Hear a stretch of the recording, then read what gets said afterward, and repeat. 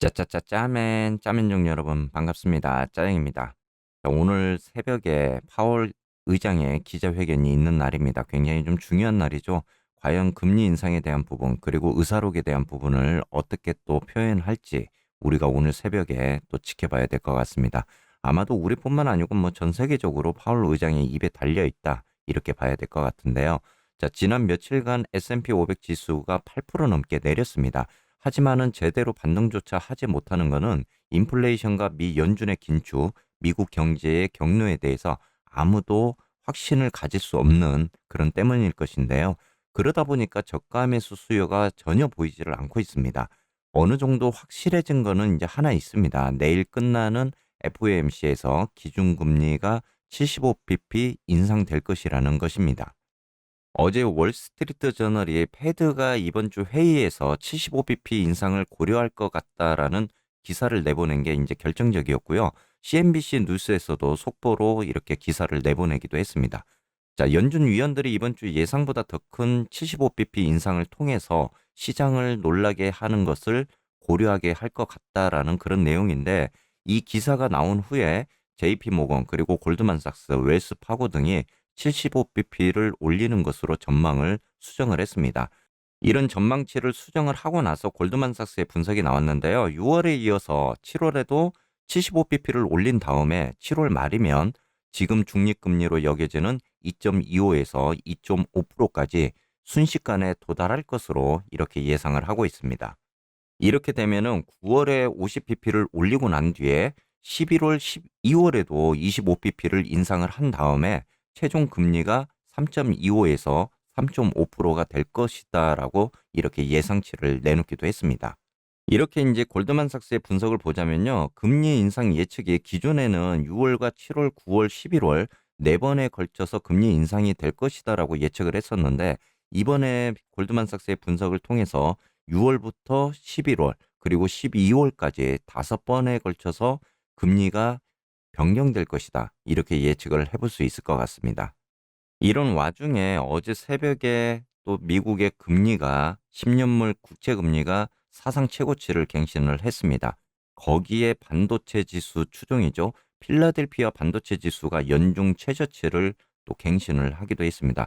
이렇게 반도체 지수가 계속적으로 최저치를 갱신을 하면서 지금 속슬에도 굉장히 많은 영향을 주고 있는 그런 상황입니다.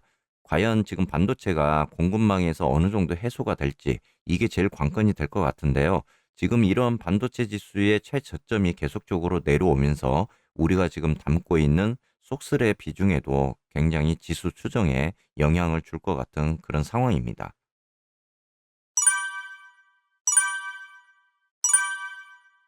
자, 잠시나마 속슬 차트 한번 보도록 하겠습니다. 요즘 뭐 차트의 의미, 분석에 대한 의미는 많이 없는 것 같아요. 왜냐면은 금리 인상이라든지 어떤 변동성 시장이라든지 또 어떤 지표에 따라서 이렇게 움직이다 보니까 이 분석에 대한 의미가 많이 없는 것 같지만 그래도 간단하게라도 체크를 해보도록 하겠습니다. 자, 아까도 말씀드렸다시피 지금 필라델피아 반도체 지수가 연중 최저치를 지금 달성을 하면서 속슬에도 이렇게 영향을 주고 있습니다. 자, 어제도 15.76달러 플러스 1.35% 이렇게 소폭 상승하는 그런 모습을 보였는데 풀이장에서 뭐 거의 4%까지 상승을 했다가 다시 한번 빠지는 이런 모습을 보였죠. 그만큼 단기성 매도 물량이 굉장히 많이 있습니다. 이렇게 변동성 시장에서 미국 사람들도 지금 예측을 할 수가 없기 때문에 단타성 매매를 계속적으로 할 수밖에 없는 상황입니다. 거기에 지금 월가의 펀드 매니저들조차도 어디에 투자를 할지 몰라서 돈을 그냥 쌓아놓고 있는 그런 상황이거든요. 자, 속슬도 어제 보면은 지금 최저점 15.21달러까지 이렇게 내려오는 이런 모습입니다. 그렇기 때문에 오늘 파월의 입에 달려 있다, 기자회견에 달려 있다라고 다시 한번 봐야 될 부분인 것 같아요. 이렇게 지금 75pp가 인상이 될 것이다라고 한다라고 했을 때 오늘 시장에서 파월의 기자회견에 따라서 어떻게 해석을 하는지가 가장 관건이 될 것 같습니다. 일단은 월가에서는 계속적으로 75bp 인상에 대한 부분을 요구를 하고 있는 겁니다. 왜냐하면은 어차피 지금 0.5% 금리를 가져가 봐야 인플레이션이 해소가 될 만한 요인이 없다. 그렇다면은 차라리 빨리 처방을 빨리 해다오. 이것을 지금 원하고 있거든요. 그래서 오늘 75pp가 나오면 단기적으로 충격적인 부분이 나올 수는 있겠지만 향후에 우리가 인플레이션이 좀 둔화되는 그런 모습을 보기 위해서는 75pp로 인상안을 잡아가는 게 어떻게 보면 더 나을 수 있다. 이렇게 볼 수 있을 것 같습니다. 자, 속술도 이렇게 됐을 때 어제도 이야기했지만 지금 15달러에서 계속적으로 지지적인 부분을 보여주고 있습니다. 하지만은 오늘 또 기자회견을 통해서 좀 좋지 않는 그런 상황이 발생이 된다면은 13달러 구간까지도 이렇게 밀려 내려올 수 있는 그런 상황들이 벌어질 수 있고, 만약 그렇지 못하는 경우에는 반등적인 부분이 분명히 나올 수 있는 그런 구간들입니다. 자, 원래 저점에서 이러한 캔들의 모습에 나오게 되면은 향후 우리가 반등적인 부분을 예상을 할 수 있는 그런 캔들의 차트입니다.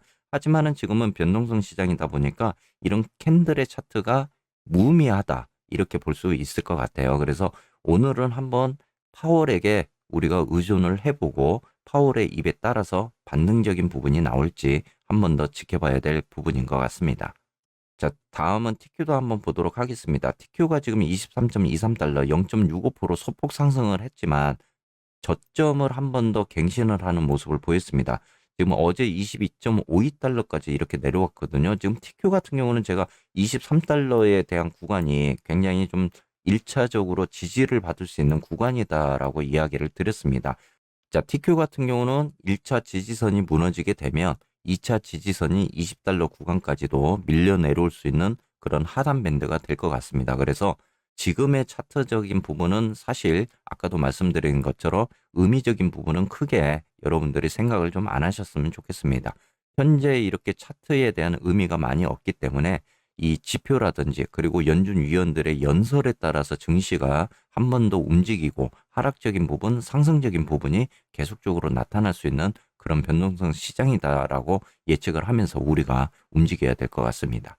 오늘 좀 좋은 이야기로 좀 더 시장을 다시 한번 단기 랠리라도 펼쳐질 수 있는 그런 구간들이 보여줬으면 좋겠습니다. 오늘 하루도 여러분들 즐겁고 유익한 그런 하루 되시기를 바라겠습니다.